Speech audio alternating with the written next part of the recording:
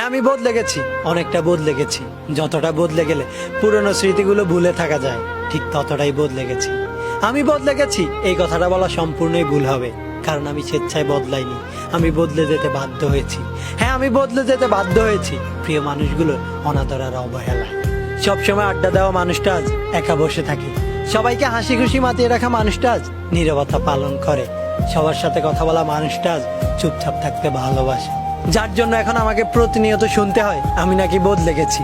হ্যাঁ, আমি বদলে গেছি, কিন্তু আফসোস যে এই মানুষগুলোর জন্য আজ আমি বদলে গেছি, সেই মানুষগুলোই আজ আমি বদলে যাওয়ার কারণে আমাকে বলে আমি নাকি স্বার্থপর আর অহংকারী।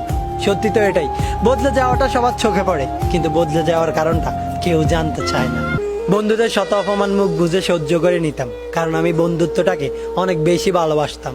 তাদের দেওয়া কষ্টগুলো হাসি মুখে মানিয়ে নিতাম, কিন্তু দিন শেষে তাদের কাছ থেকেই ব্যক্তিত্বহীন উপাধি পেতাম। ভালোবাসার মানুষটি ইগনোর করার পরেও বেহায়ের মতো বারবার তার কাছেই ভালোবাসা চাইতাম, কিন্তু বিনিময়ে শুধুই অবহেলা পেতাম। আর এত কিছুর ব্রেনে সবাইকে ভালো রাখতে গিয়ে নিজের ভালো থাকাটাই হারিয়ে যায়। আর যখনই নিজেকে ভালো রাখতে বদলে গেলাম, ঠিক তখনই সবার কাছ থেকে স্বার্থপর আর বেইমান উপাধি পেলাম। যদি নিজেকে ভালো রাখতে বদলে গেলে স্বার্থপর আর বেইমান হতে হয়, তাহলে হ্যাঁ, আমি স্বার্থপর আর বেইমান। সত্যি আমি অনেকটা বদলে গেছি, নিজেকে ভালো রাখতে আমি অনেকটাই বদলে গেছি।